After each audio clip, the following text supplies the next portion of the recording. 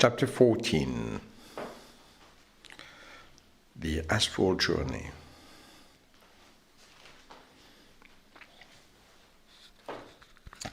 To understand this aspect, I'm going to live a little bit even more the chronological way, because there are things that I've been learning during the complete evolution.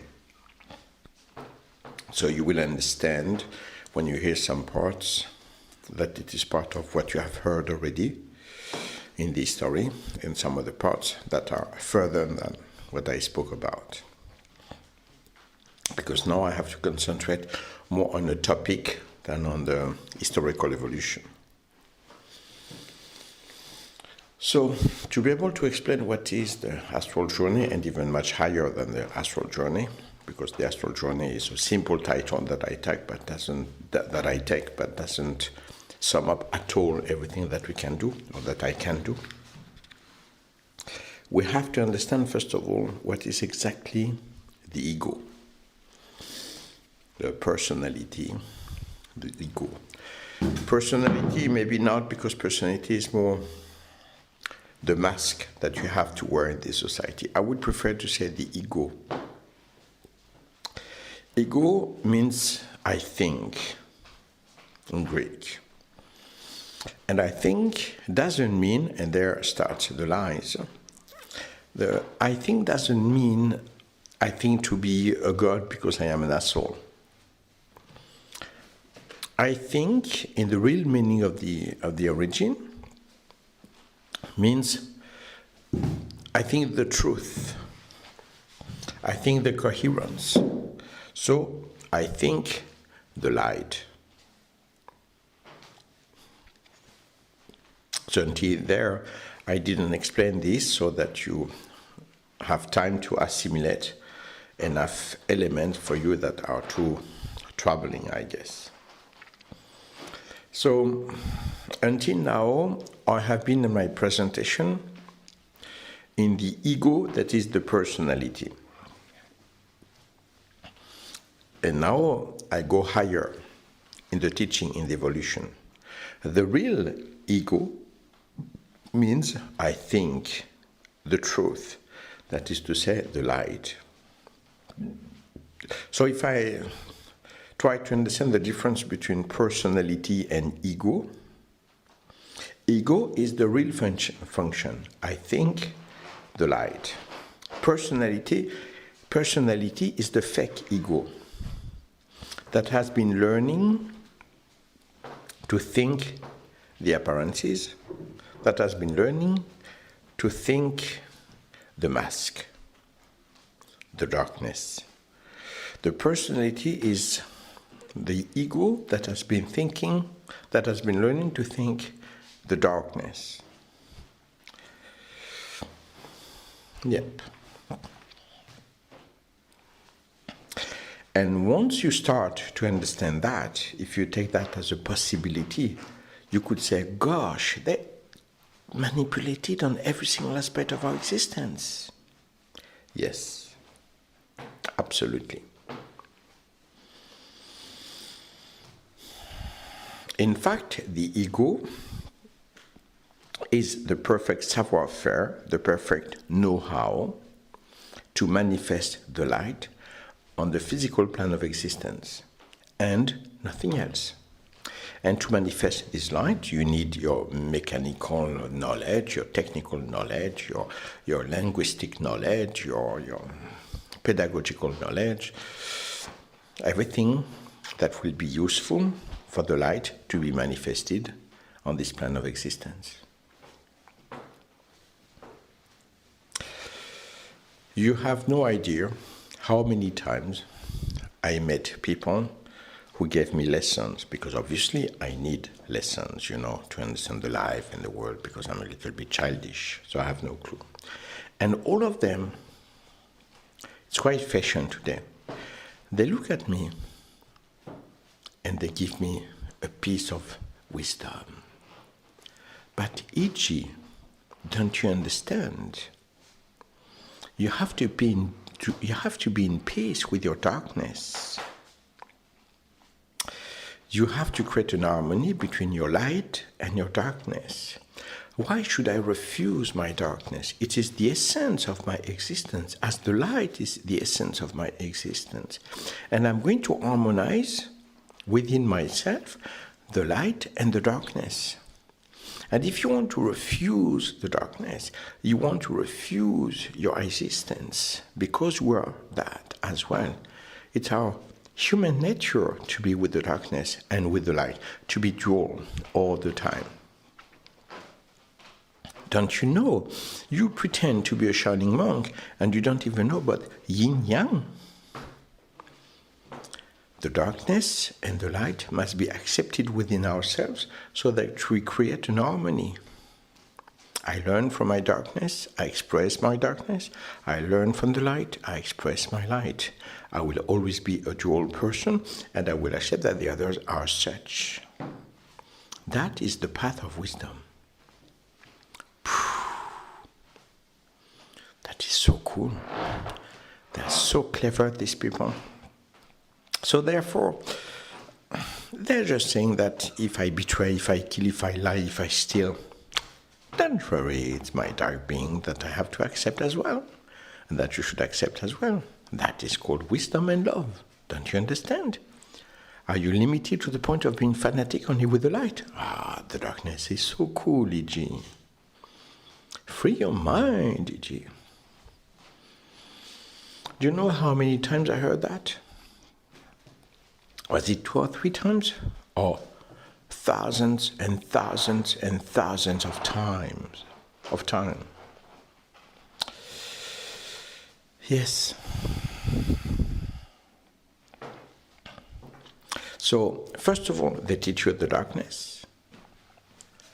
And secondly, they teach you that it is normal to be like this, and that you're sick if you don't think like this, if you don't accept the darkness. Now, if you try to understand, we have to be coherent. If you're a divine being, you're a being of light.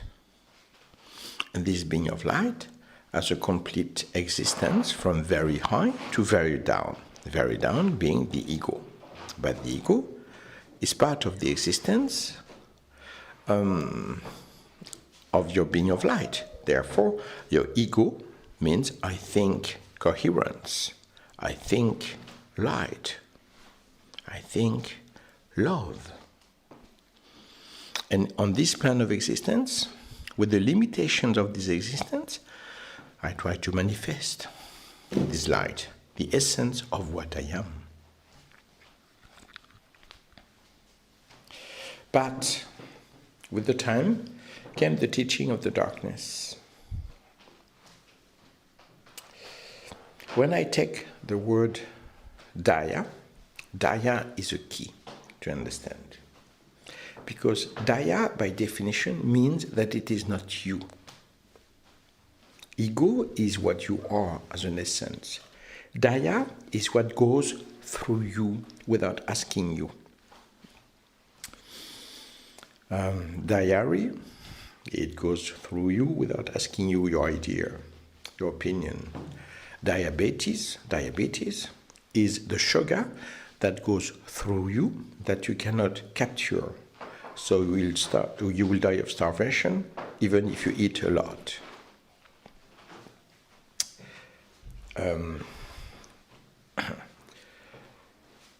And many other words that we could find like this, where things go through you.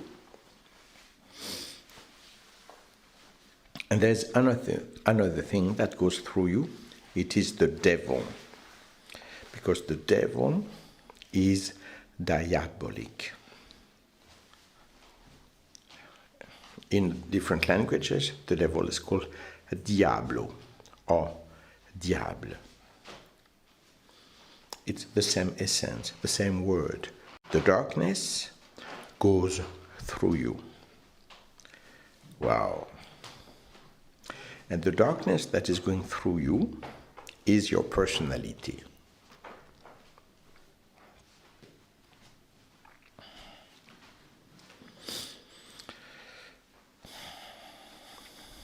And when this darkness is going through you and through everybody, this darkness is manipulating. The devil is the liar, the manipulator.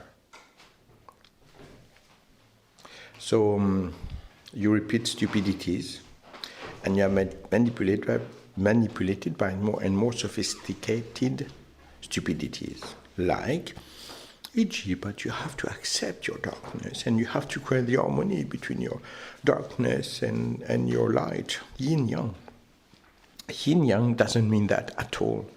These fucking assholes who are taking some words to look clever are mixing totally everything. They are used, they are slaves.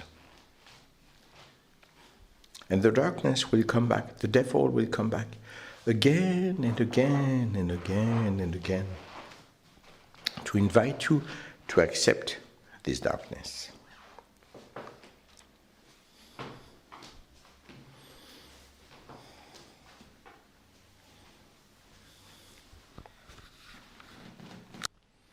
This invasion of the darkness will forbid you to reveal your being of light, your freedom, your power. Now, we have to understand something that is technical. The body, the physical body that we are, is accumulation of 6 bodies that we call also 7 bodies. Why? Because in our first physical body, we have 4 layers of physical body. What do we refer to? It means the solid, bones, organs, the liquid, blood, humors, the air, when we breathe, and part in the blood, and the fire, when we think, when we exist, when we want to do something, and so on. But then, in fact, we have what we call the etherical body, 3 layers. That are 3 layers of intense energy. And this energy allows us to practice pranism, magnetism, every manifestation of the pure energy. There are 3 layers that are extremely intense. What we call the chi is only 1 layer of this. There are 2 layers, even higher, that would allow you, on the physical plan, to walk on the water, to manifest a lot of miracles. Why is it that today we speak about 2 bodies? It's because the lies, the devil, is so powerful that today, when our ego is only a personality, our body is becoming 2 bodies. We cannot delete the existence of this field of energy, but we can deny the access to this energy.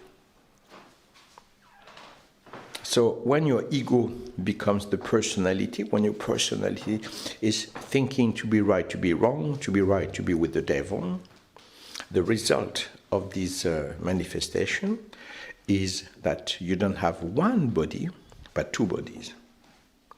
If you are with the light and with the truth, you have only 1 body with 7 different layers. And then you can do fantastic things. When you have 2 bodies, it means that your existence, you accept to be decapitated. You are right to be decapitated, to be like a chicken without head that is still running. That is the look of your personality. And as you are decapitated from the divine energy in your physical existence, then you have to justify this this introduction, this light, this darkness. And you justify it in the lies by saying we have two bodies, physical and etherical.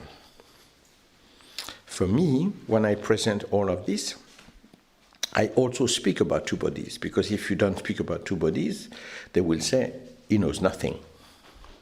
But now, on this level of work, I try to teach you the truth. And when you take the truth, you say, oh, bloody fucking. Then you have the astral body with, strangely enough, 7 layers. Then you have the mental body with, strangely enough, 7 layers. Then you have the causal body with 7 layers. Then the Buddhic body with 7 layers. Then the Atmic body with 7 layers. And it's interesting to see that people were never asking why we have physical body, 4 layers, etherical body, 3 layers. Then after that we go into 7. They never say, oh, therefore, the first and second, they are 1. Yep. Lies and manipulations of the devil. As always. As always. Do you see how they manipulate you? Do you see how they pushed you to perceive your body and even your ego like naturally decapitated and isolated from the light and dealing with the darkness? It is not what you are.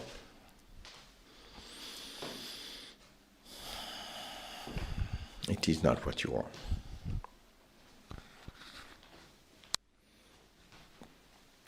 When I try to explain the real essence of the light of your being, it's extremely tiring. And it's extremely tiring because I do an astral war. I have around me a powerful field of energy that is saying, don't speak, don't say that, stop it. Why? Because the devil is now the essence of each being, you included.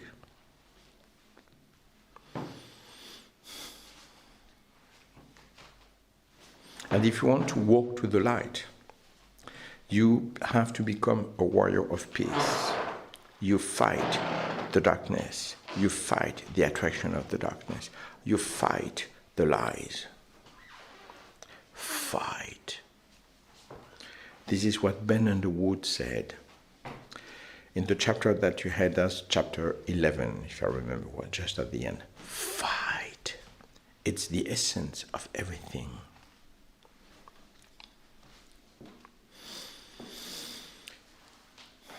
When Madeleine Chavanon died, she had told me that she would show me everything. But she didn't. I was there when she died. I saw that she saw the light. I saw that she saw something fantastic. But I saw nothing. I was left with a corpse. And that was really sad. Really sad.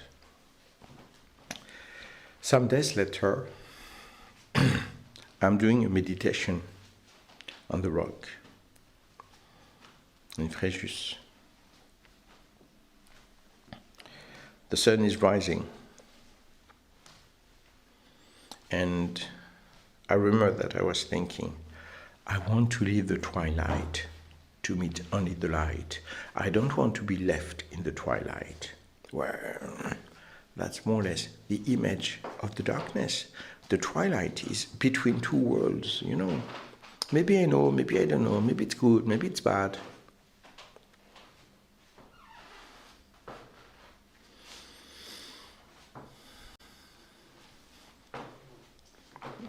And at one point, in a very good position, for me, I felt something weird, like I fell asleep, or something else. I don't know. I had like a shock. And I feel like I was about to fall asleep, so I turned I turned my head. I want to check if the others saw something, because there are always some people on the rock to meditate, and there's no one. I am alone. But 2 seconds before, I was with 30 people, 20 people. And it's arriving somebody while I'm checking the others, that there's no one. It's Madeleine who is arriving, walking, fit. I look at her, say, what?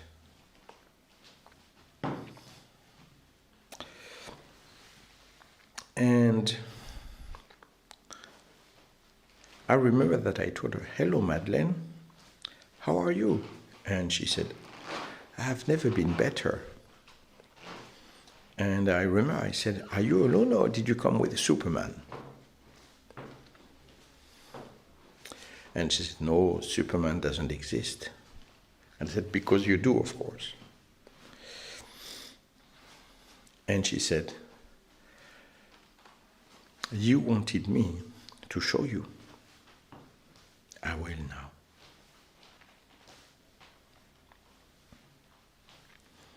And she said, okay, get up.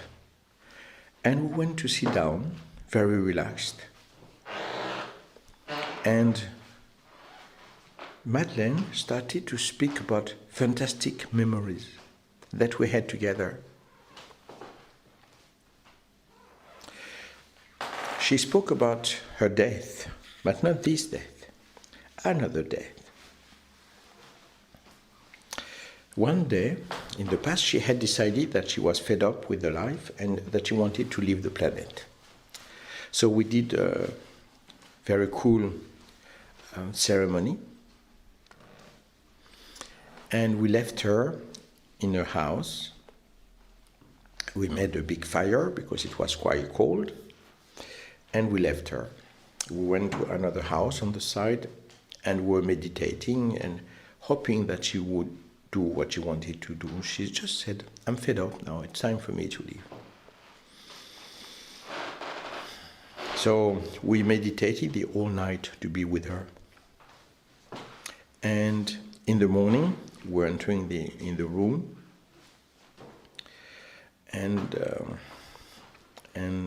we were, of course, hesitating. I was with Yannick Percheroncier and a girl, Joël, and we're entering, hesitating.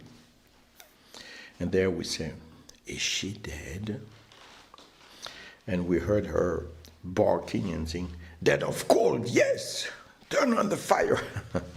Because, of course, as we left her for the complete night, the fire was off and it was very cold. And we laughed about her trying to die when she wanted. But what is funny, if I can say so, is that even if now I don't remember the dates, she died for real when she was ill, exactly day for day, 6 months after her trying of dying. So it was a funny way of dying, and funny ceremony and funny idea, but it was linked to something very deep, because finally it was linked to a reality. When Madeleine really died,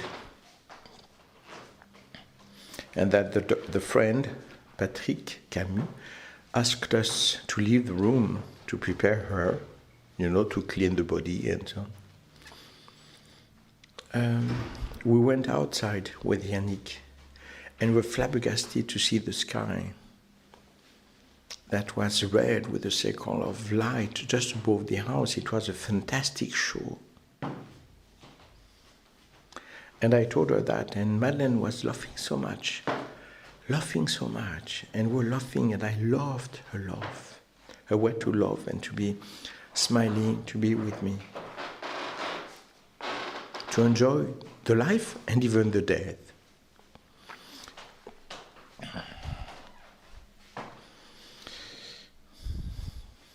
She expressed that her first fake death was a preparation for the real death, because a star has really to, to do a general before really going for the real show.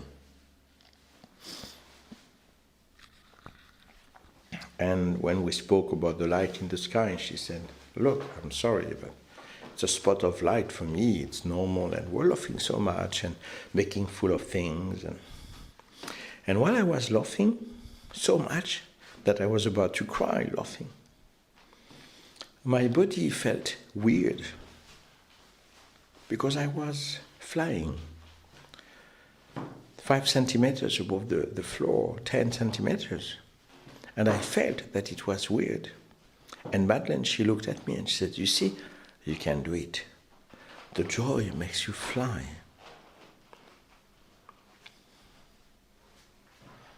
And she looked at me and she told me that I was a marvelous friend, a disciple and a brother of light, and that she had a fantastic time with me.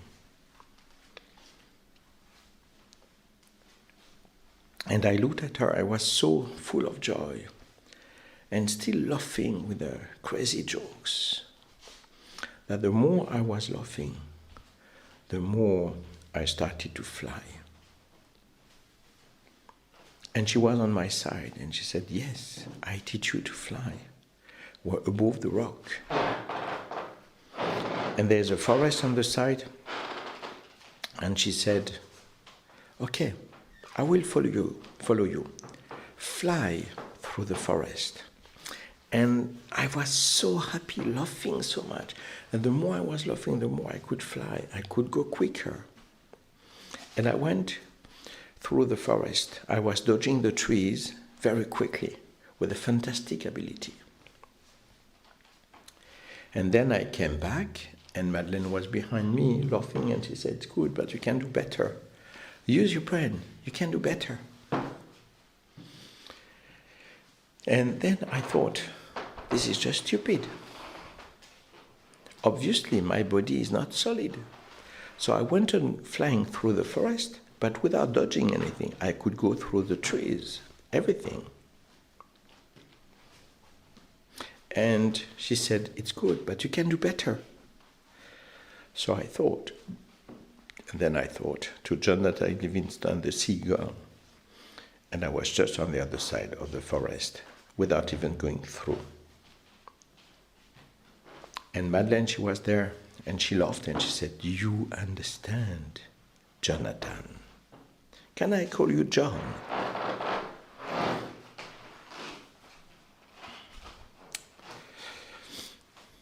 And she said, now I'm going to show you something else. And above the forest was like an entry of light, more or less like what we saw above the house when Madeleine died. Not exactly the same, but nearly the same. So we have been there. And there we arrived in a world where it was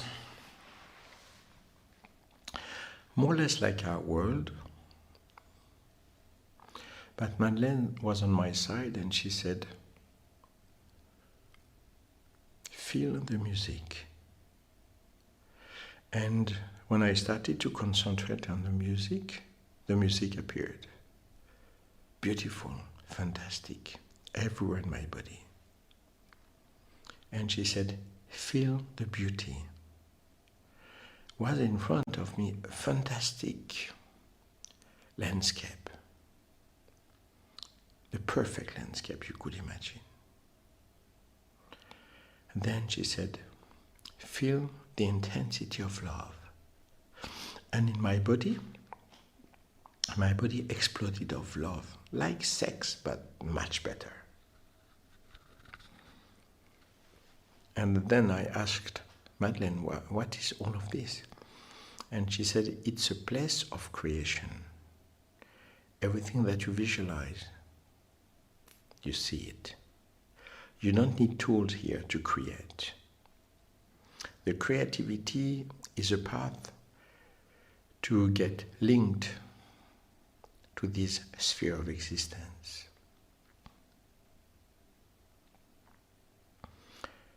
And appeared above the same circle of light.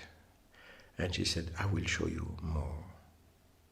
And we went to this place. And in this place was, like you could imagine, an atmosphere of a film of science fiction, or more, like a world of angels. We still have the same body,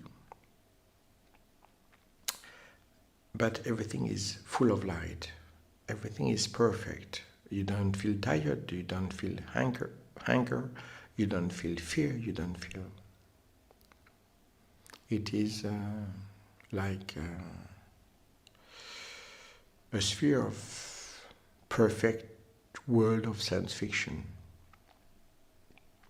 But when I look at Madeleine, she's not old anymore. She's young, very pretty, and naked. And then I look at my body, and I am naked as well. And she's smiling and saying, here is the perfection, and to go there, we had to get undressed. And when you are undressed, and you try to be pure, honest, you link yourself to this sphere of existence. Here, you can do everything. It's the perfection of love, of intensity, of everything. But I'm going to show you higher. A circle is appearing in the sky. And when we are on the other side, Madeleine is a shape, a humanoid shape, but she's only light. I don't see her face anymore. I don't see her physical body anymore. And it's the same about me. I look at my hands and I say, wow, my hands are like shining, super cool. My complete body is pure beauty, and I don't have any more the shape of, a perfect world full of light and so on. We're just still with the body. There's something around us, but it doesn't have especially a form. And she said, when we are here, you are in the sphere of meditation. When you meditate, this is to what you're linked to.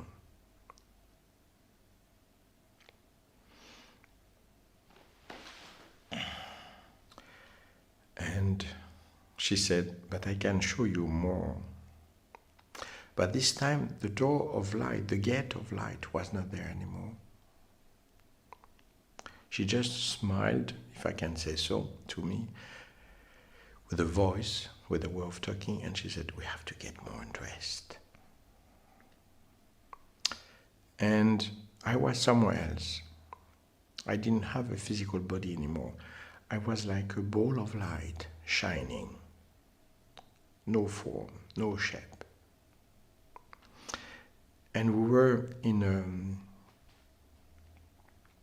a huge ball of light that was described very quickly by Dore in the chapter 11 of your book. And when we entered this ball of light, you don't know anymore where you are, but you have never known ever where you are. You have never known so well ever where you are. You don't know who you are, but you have never known so well who you are. You know what you are, you know who you are. You are this light. And Madeleine told me, ask questions. And when she said that, I understood perfectly well what she meant. So I started to think of dogs and the love that we can have with pets, dogs, cats, horses. And I was suddenly with millions of spirits that were able to answer and to understand this question. I was not into a dialogue. I was in a huge brain of people, entities, having the same concern about this topic. I was not E.G. anymore. I was this essence. But at the same time, I was still myself. And I could see, because after that, I thought the same about turtles. And there, I was with different entities. Some were identical, some others were different. It was much more tiny. And I was this brain of many entities having the same concern. Then I thought of love to humanity. And I was in another brain that was still the same brain, but another part of the brain, with people thinking, entities thinking, vibrating on this question. And I played changing topics like this, and every time I was a new brain. Then came a sentence, strong and powerful. We all have our own individual life, but we all think with the same brain. I was there. And then Madeleine told me, to be linked to this level, practice the real brotherhood. Each of these things that you feel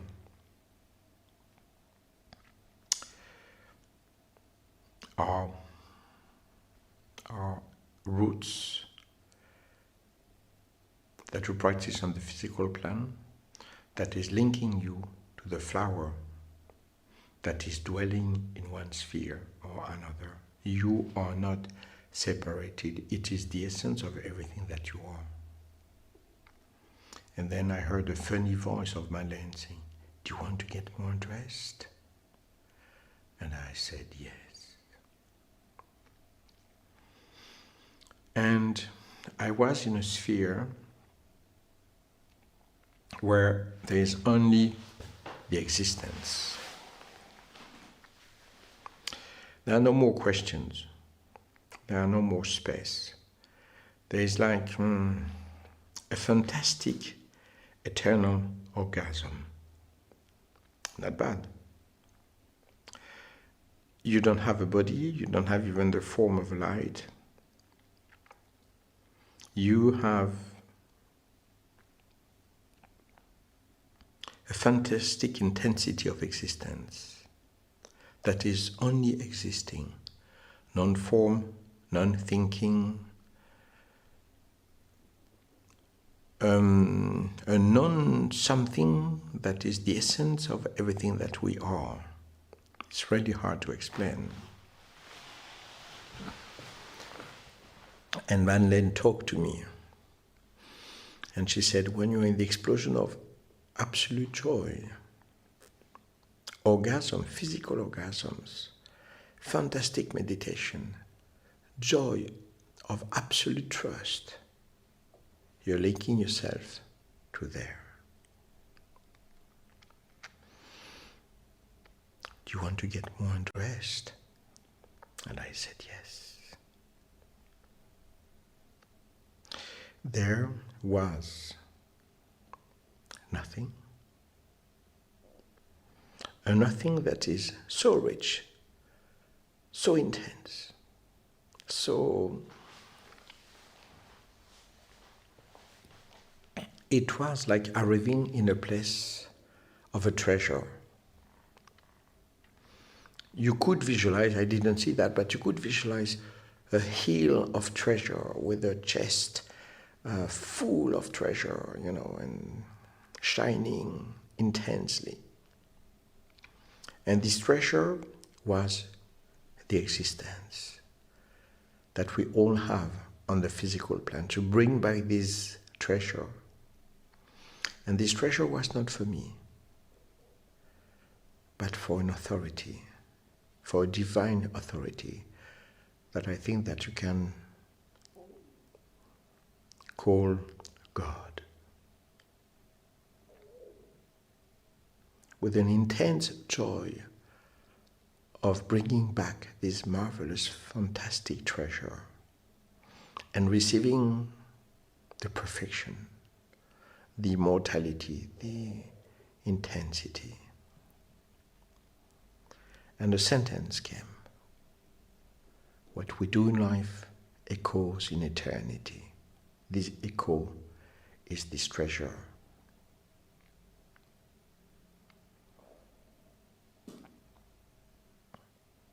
Then I was somewhere else. I was back in the body of light.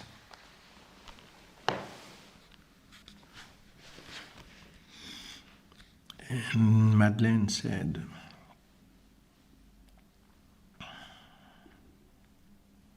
the intensity of existence, the pride of existence, this is the treasure. And the sum up of all those plans is Božia ľubov nosí plňa život. Only the love of God manifested brings the plenitude of the life.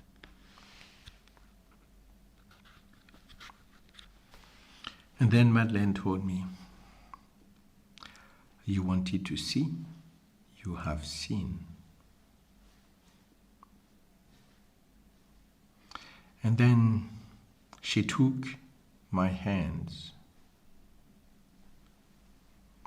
and we're going down more in a physical plane of existence. Slowly but surely, the body of light started to move into a physical body, still naked. And Madeleine was smiling. And she said, thank you so much for your treasure.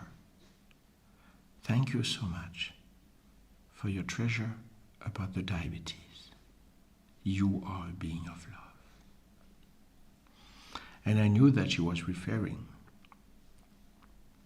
to the fact that I lied, told her that I was cured from diabetes. And she said, in a more physical body, she started to be old, still pretty, but old and dressed, and me too, but without being old, of course, on my side. And she said, everything that you give as a treasure to God will be given back to you, thousands and thousands times stronger.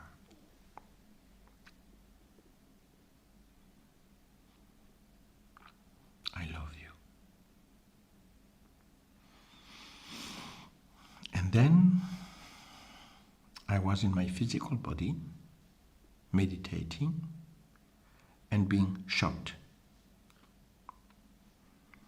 I looked around me everywhere, and I was exactly at the same time, and the same people were there on the rock, and the sun was exactly at the same level.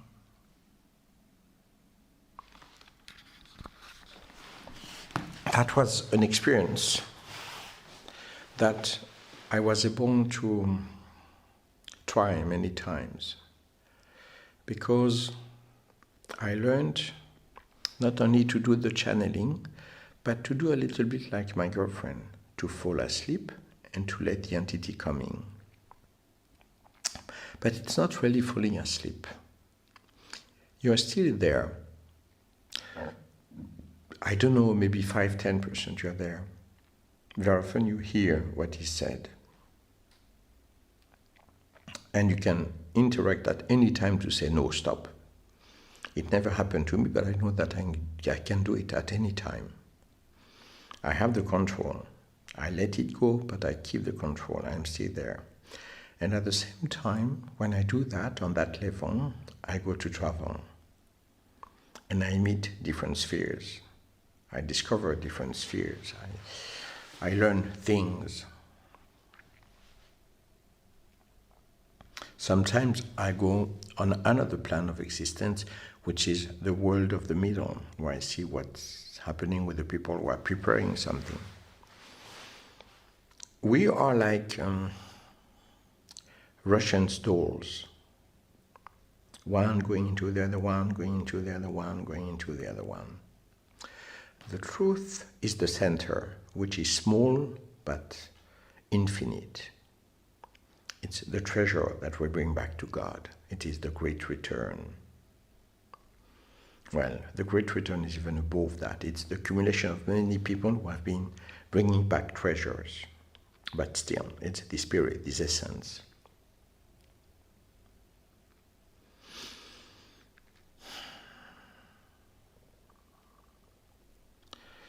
So when sometimes I give a message to somebody, it's a fantastic pleasure. It's based on love, on sex. Not because we have an orgy, but because I give a pleasure to the others with the entities that are going through me. I receive a fantastic pleasure because I am invited among them. I give and I receive the essence of divinity.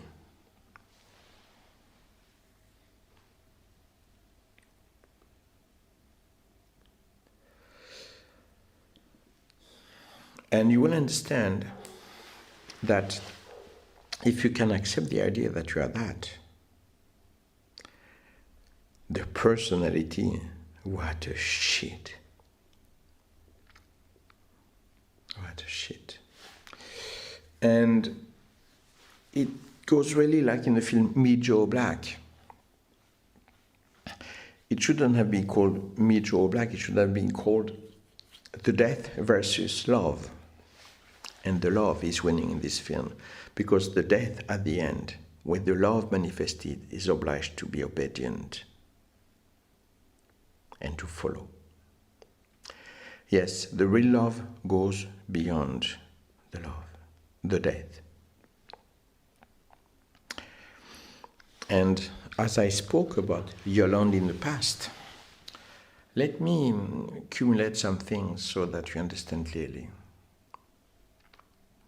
When she died, she told me, "Will you do something when I am dead? Please, live for me and be happy for two." Later on, I received a recorder, and the girl who gave me the recorder, who had nothing to do with Yolande, of course, it was many years later, she said, "Please play for me and be happy," offering me this recorder. It was Yolande talking. Then one day, she came and she told me, "Happiness, this great host that you often recognize only by the action of its own death." And while she was saying that, her voice from the fairy Doré changed slowly into the voice of Yolande. And then Yolande again, or Doré again, telling me, "You have to buy your new recorder." And once I have one that is really expensive, Kiniko is there saying, "Come on, you have chosen." And through her behavior, I just couldn't resist.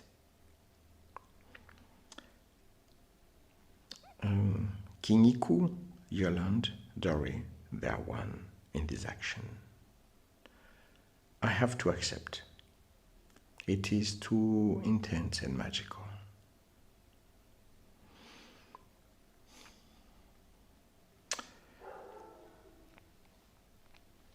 And when I do that, I say, "Okay, I will pay 500 euros because it's really expensive. It's too much for a present." I decide 500 euros. I don't know why, just like this, let's say half of the price, it's 1,000, I pay 500.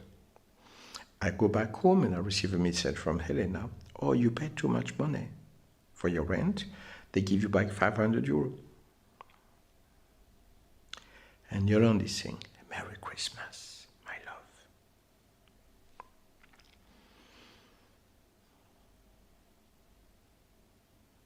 Christmas carries a gate towards the light. You have a problem if you are parents. What will you say to your kids? There's really Santa Claus, and they are so happy. Then, one day, they discover that Santa Claus is not existing, and they are deeply sad and disappointed, and they start through that to learn darkness. But there's the real teaching that you can receive. Santa Claus really exists, but he's not this man in red. He's an intense light that goes in the heart of everyone. And when there are presents, Santa Claus is with you. When I was a kid, I thought, okay, Santa Claus I can accept, but how does he deliver everything the same day? And I tried to invent a lot of theories for that. Until many years later, I've understood finally. He goes in the heart of everyone, and he delivers at the same second, everywhere at the same time. Because he's a manifestation of the light, and you are the light. And when you open the gates, you are Santa Claus. For real. It's not a theory, it's not a lie. You are really Santa Claus. Kinniku was the fairy Dory, Yolande, herself, and also Santa Claus. For real. Break the limitations. Go beyond the limitations. Your essence is really light. So, at one point I started to speak about the bodies. Physical and etherical body, astral body, mental body, causal body, Buddhic body, atmic body. And you have to understand that each of these bodies is vibrating on a different level, different speed. Therefore, at one point, you are very tired because your physical, etherical body, and very often only physical body, is vibrating a very low speed compared to the other bodies. Therefore, at one point, you are totally exhausted. And when you feel exhausted, you need to sleep. And when you sleep, your bodies are going to separate from each other to readapt on the real vibration, so that when we put the bodies again together, you will feel completely refreshed and completely fit.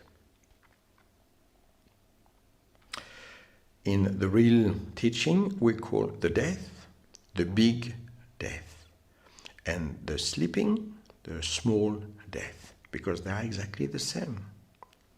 The difference is that when you die, the body will get separated, and they will stay separated for a long time, until you come back to reincarnate. And the parts that are really destroyed are the physical and etherical body. That is what you would like it to be reincarnated. That will never be. This physical, etherical body is living only once and will die after that. But when you go down, you will get dressed through the different bodies. You will put them together. You will get a new etherical and physical body, and you will start a new story with all the memories of astral, mental, causal, Buddhic, and atmic. As you exist most of the time only on the physical plane of existence and maximum a little bit of etherical plane of existence, you will die forever, and the reincarnation doesn't exist. If you exist with your astral, mental plane of existence and so on, then the reincarnation is existing. To clarify this, you have to understand that the astral body has nothing to do about what we speak, the astral. The astral is a torture of the physical body. nothing more. The manifestation of the lies of the personality, nothing to do with the ego, nothing to do with your astral body of light. The astral body would be what you can hear in the film Ghost. It's marvelous, money. All the love that you have inside, you take it with you. That is the astral body. The astral body is the memory of the goodness and badness that you did in your existence, more or less. So please, in spite of the same name, don't mix. When you sleep, you have the small death. So each of your body are going to separate to each other, is going to separate from each other, so that there's a readaptation of the vibration, and that we can put back the bodies together, and that you feel completely rested. When you do that, therefore, when you evolve, first of all, your even physical body is vibrating much quicker, so you will need less and less sleep. Don't be surprised. When you evolve spiritually, you will need less and less sleep. That's clear. So therefore, if you separate your bodies, it should mean that you travel, as I explained, and you should remember all of this. But you don't. Why? Because by learning the darkness, you learn the fear. Fear and darkness are coming from the same point. And as you are terrified when you go to sleep, you're afraid of the darkness. You're afraid of all of this. And the fear that is controlling your existence through the teaching of the darkness will teach you to protect yourself. In the physical plane of existence, you lock your door to feel secure. In the spiritual plane of existence, you build a thought form that is a wall. And this wall that you build through your way of thinking is protecting you. There are no ghosts, no entities that can come to invade you. And you're so afraid to meet something new, good or bad, that you need this wall that you create with your thoughts to protect yourself. But what you don't know is that when your astral body is leaving your physical body, you cannot go away because you are kept inside in this bubble of thought forms, thought shape. You are captured by your own fear. And your astral body that is supposed to learn and discover when you sleep will discover only the side of your bed. You sleep physically and your astral body is sitting on the side of your bed. And like this, you learn nothing, you remember nothing, you do nothing, because you're afraid. Sometimes, when you're in your astral body, you want to travel. And in fact, and to learn. And in fact, when you're going to do that, you will go through this form of protection. And this form of protection is very solid because you're very afraid. And I would say that 99% will stay on the side of your body. And only 1 or 2% of your astral body will start to travel, to discover stuff, to learn. Then you will be learning whatever you have to learn, and you will come back. And to come back, you will have to go through the same wall that you built. And you will lose, basically, 99% of the memories that you could bring back with only 1 or 2% of your body. So basically, you have only some very, very weird images. And when it is arriving in your brain, because all of this is out of your physical brain, when it is arriving in your brain by the side of your head, just on the side of the ears, it's another way of hearing, but differently, you will dress all of this with images of your life, so that you're so afraid to discover something that you will create something that is acceptable for your limited, terrified, dark way of thinking. So basically, you have been flying, and you were so happy to fly, as I did with Madeleine. But what you are going to remember is vaguely that you were flying. Then you will remember that you were in an airplane, and that you had a lot of problems with your passport, that the police arrested you, blah, blah, blah, blah, blah, blah. So you still remember a little bit that you were flying, but your fears will attract you to reasonable stuff, full of fears, full of problems. You have to learn to think out of the box, that's all. Out of the box, that is everywhere, in every way to think for your existence. And it's normal, me too. I remember that when I started to learn some stuff, one day, I was in front of a horrible monster, but really horrible. And the monster was jumping on me and tearing me into pieces, and Then one day I am facing the same monster, and I realized that there's a bench on the side. And in my dream, I accept to be very strong. I take off the bench, I destroy the concrete, and I strike the monster that cannot eat me anymore because now I'm strong.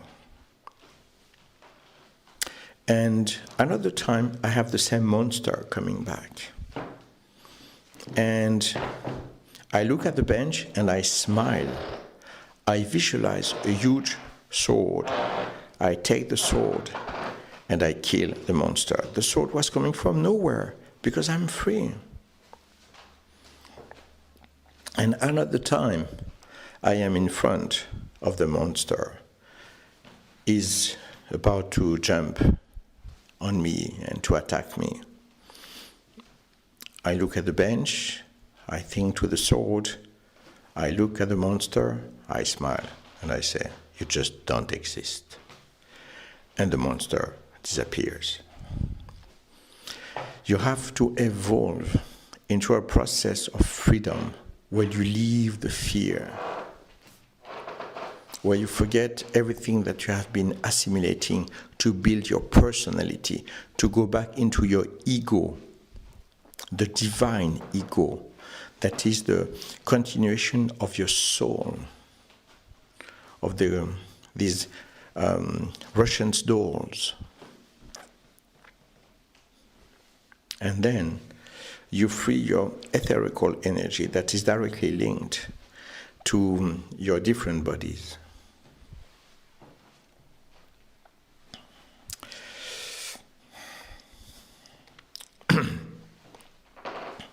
One day,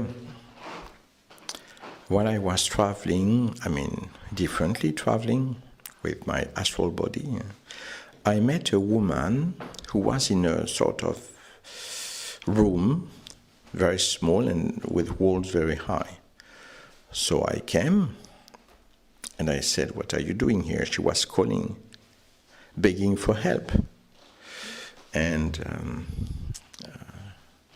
she said, "I'm stuck there." And I said, "But you cannot here. You can go through everything you want. What are you talking about?" And she said, no. And she was tapping on the walls, and they were very solid. So as I was at the top, I said, "There is no ceiling here, no roof. Jump."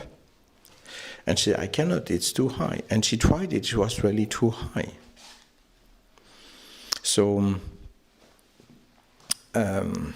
I tried to teach her to be free, to believe in her, and she did that more and more, and at one point she could jump high enough. I was catching her hand, and I pulled her outside. Then we're outside and we look at this thing, and we start to travel.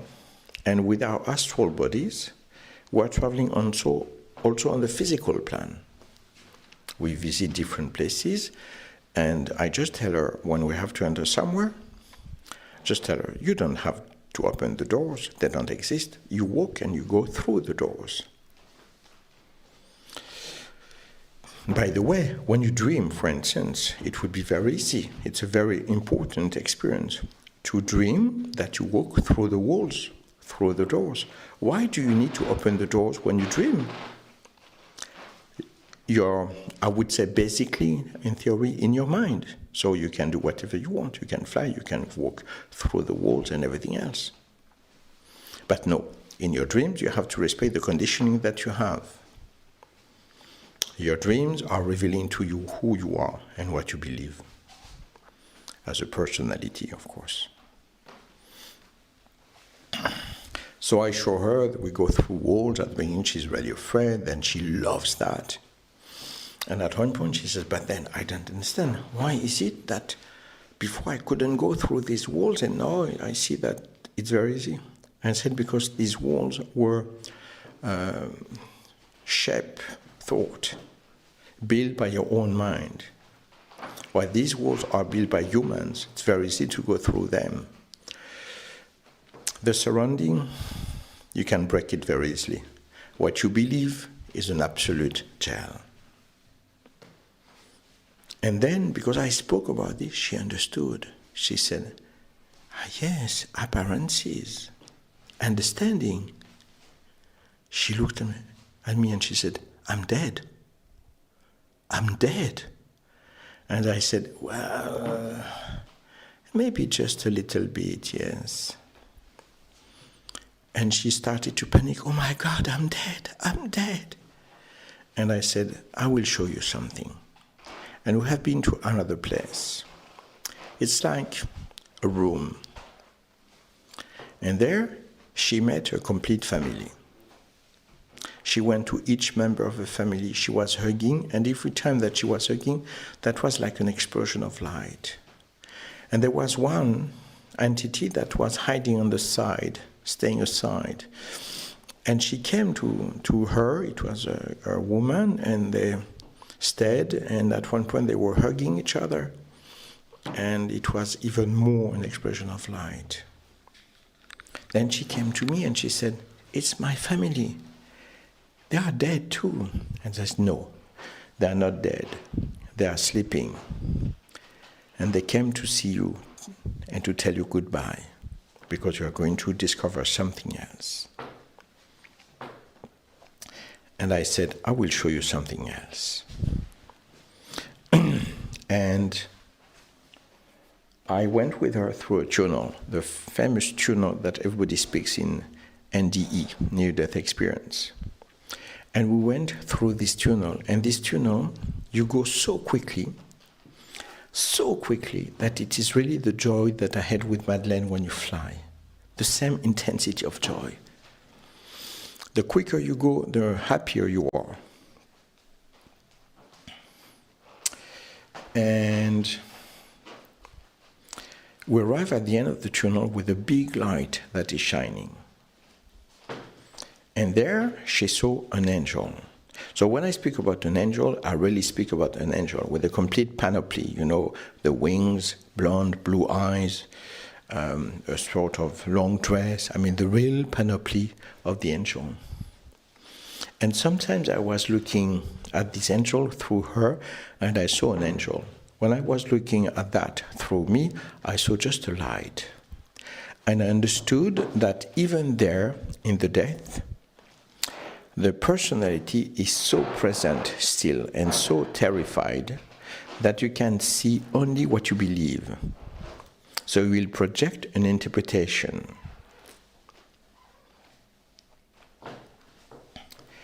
And this angel is looking at this woman and is saying, he takes her hands, she looks at her in the eyes, he looks at her in the eyes, and he said, how did you love? And the girl is looking at the angel, and she starts to have a fantastic joy.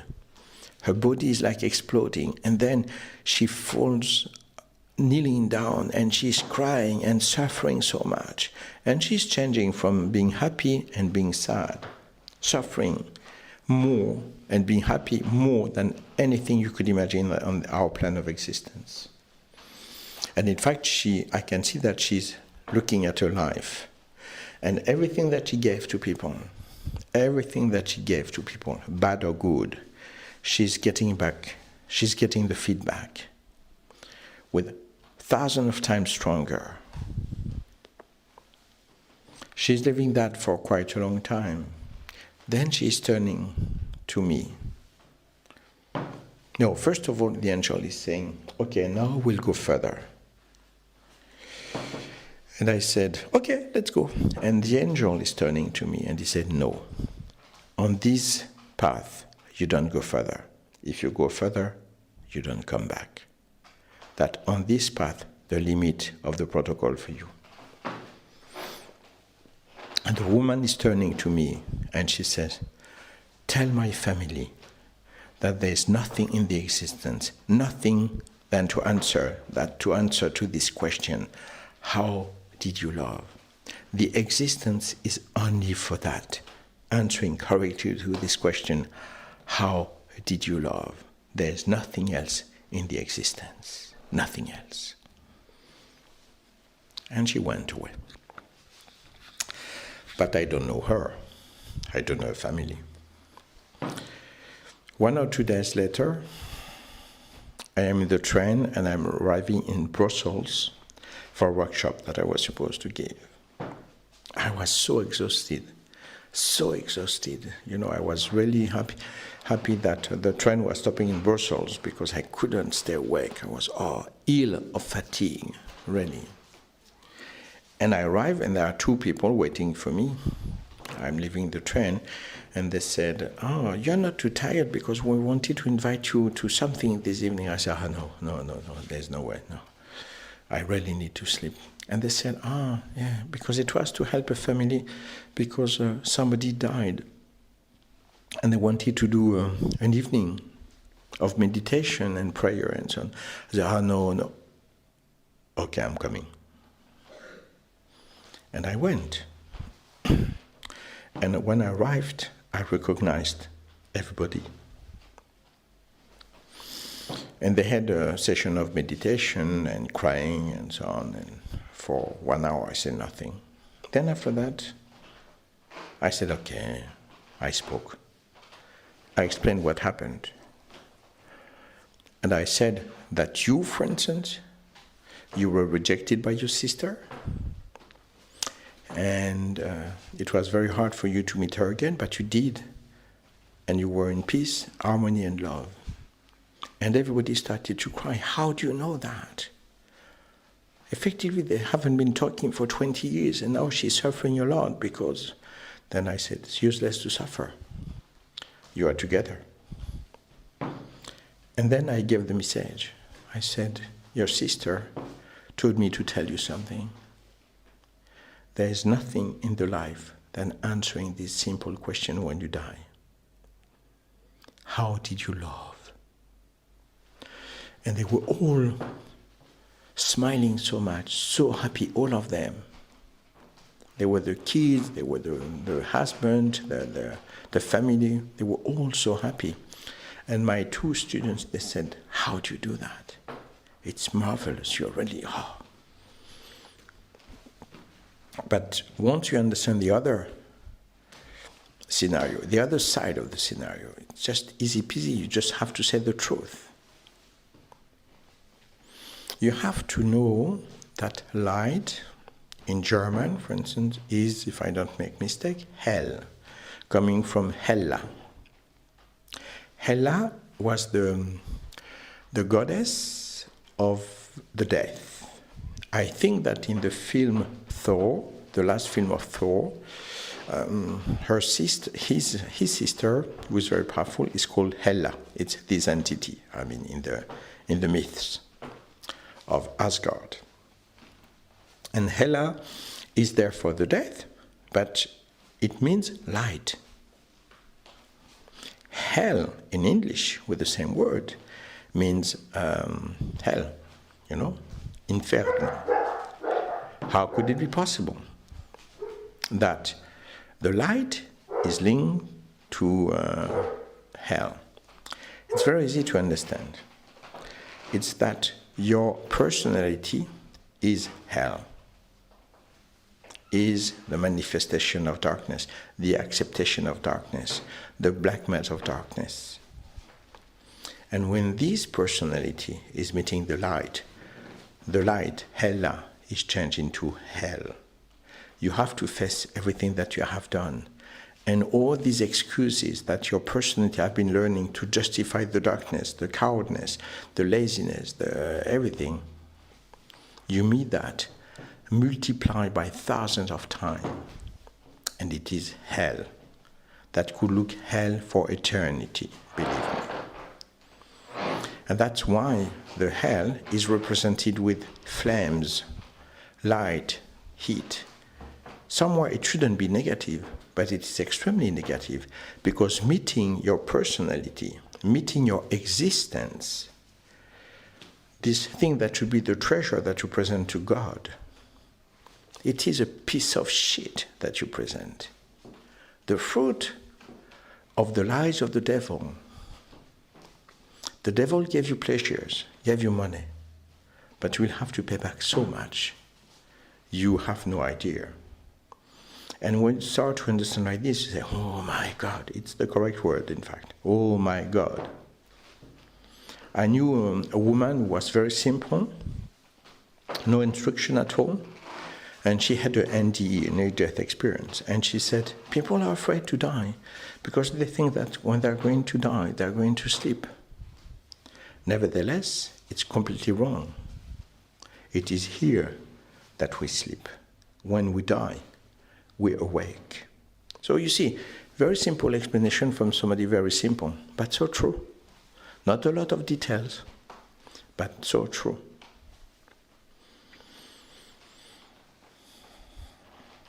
And when you start to unmask the complete protocol, you understand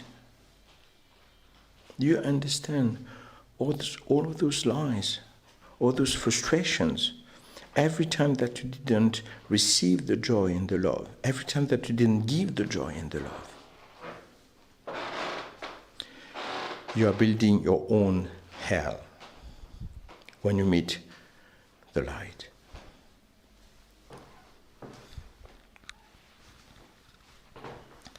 And when we go further in the complete comprehension, that you unmask the personality, the demoniac programming of the world, of each country, of each family, to justify the fact that you have the right to hurt, to betray. You don't know that you betray yourself, that you are building your own hell, and that you're stealing your own treasure that you had to offer to God that would give you millions of time more than what you gave.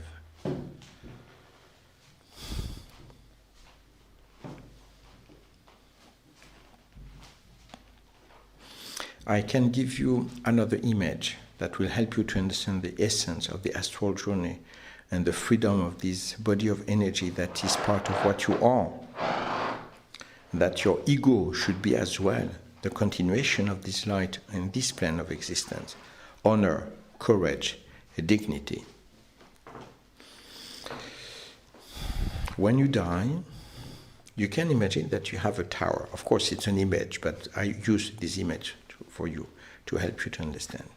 You have a tower, and you enter in this tower, and the ground floor is more or less like on this planet. But you can enjoy this place that is not very interesting for the time you want. And you want to go to the next floor, there's a stairs to go up. And you have a bouncer who is there and say, to enter you have to pay. How are you going to pay? The treasure that you gave to God, you got back a fortune regarding the quality of your treasure. And you are extremely rich, and no problem. I pay, I go to the next floor. Okay, no problem. Enjoy. And you can go. And you enjoy the next floor. And it's fantastic and marvelous. And you can stay the time you want. It's unlimited. And after that, you want to go to the next floor. And you have a bouncer. Here, you pay to go. And you pay because you have the money. It's more expensive than the first floor, but fine, it's more expensive.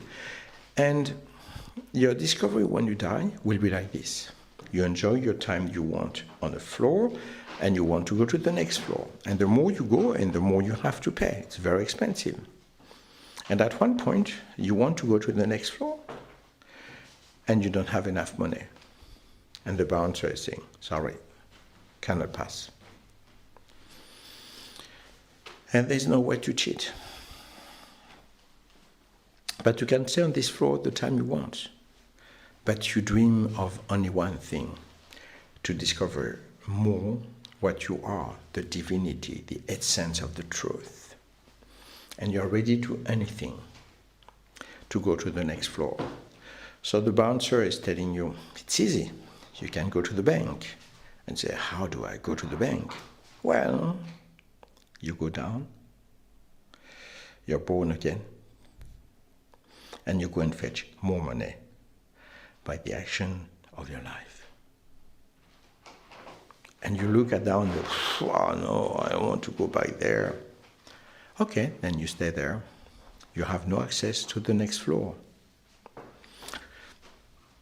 And at one point, you ask to go down because you need so much to go up, and that it is the only way.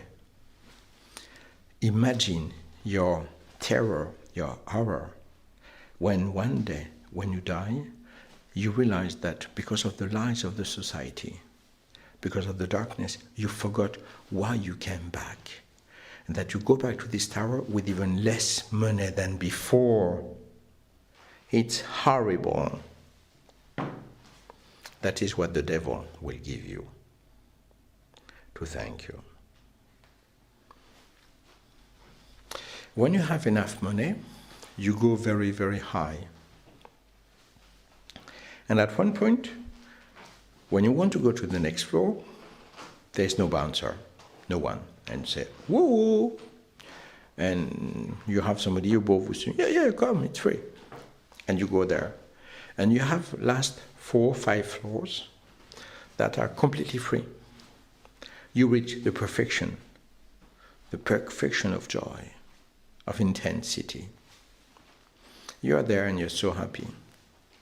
And the last floor, you have to wait for your friends. And when we're enough, we'll go to another floor. This another floor is what we call the great return. But for that, we need more people. So you're there, it's perfection, and you're waiting. And you look at down. You look at humanity on this planet. And with all the knowledge you have, you look at them and say, oh my God, they are really in the shit. They will never make it. And at one point, you ask to go down. Not because you need. Well, you need a great return, so it can be a bit selfish, but mainly you go to help. But when you go helping again, you could waste your life, forget everything, and go back to the tower and not having enough money to go back to the top. So when you enter the cycle of reincarnation, you take a big risk, believe me. Even if the intensity of your landing is proportional to the place where you left.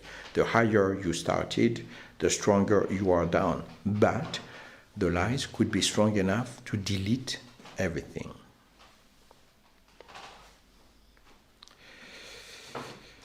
The devil is an entity that has a body, that has an existence, and of course a personality. One day, I was visiting an astral journey in a land, a sphere, where people are working to put some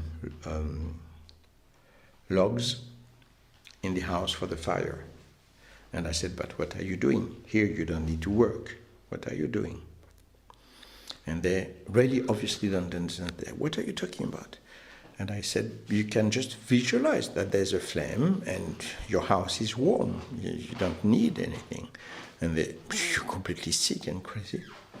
So I said, but look, at least you can visualize, you can concentrate on the logs and they will fly to the house. And they, what are you talking? And I had concentrated and it didn't move at all. So I was, weird. Then I took a stone and I said, look, with a stone, at least you can do it. And nothing. Then I took a small pebble. And look, at least with that I can do it. And nothing. And I remember that I had to run away while they were throwing to me stones and anything to kick me out of their place. Why? Because even dead, they built a place that is very low, where they go on living the same hell than on the planet Earth.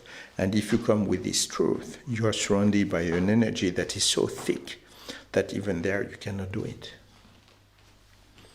Another time, I was called by a friend who was tortured in a plane of existence, very, very low, because she was completely destroyed by her death and what she saw. And I went to help her on a plane of existence that is extremely low, and I couldn't help her. So I thought, I'm an idiot. I went back to a high sphere of existence, of light, and I said, I want to meet you. And she was there. Even inside these spheres, you have rules. And even there, the devil is trying to invade everything. You mustn't believe in the darkness, and you must play with the darkness to always win. On our plane of existence, don't be hysterical, I believe in the truth, on the pyre, you know?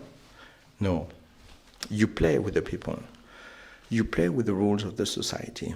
You create with honesty a place of respect and love called brotherhood.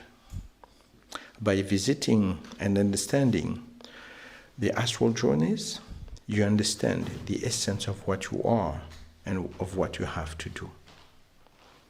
I hope that everything that I explained is not too technical or complicated or science fiction for you. Maybe you can understand and use it for your evolution. And of course, whenever you want, I can explain more.